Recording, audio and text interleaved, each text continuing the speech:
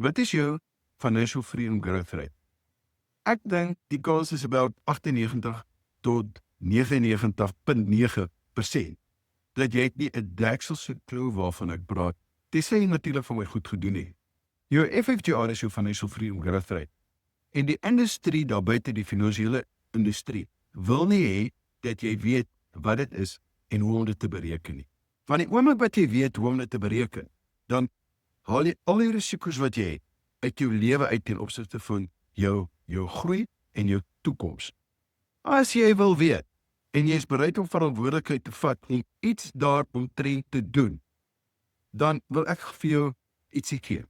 En dit is jou Financial Freedom Planner. Dis 'n app wat ek geskryf het en daar's so 'n bietjie opleiding om vir jou te wys hoe eenvoudig dit is om in 'n baie klein rukkie te kan aftree.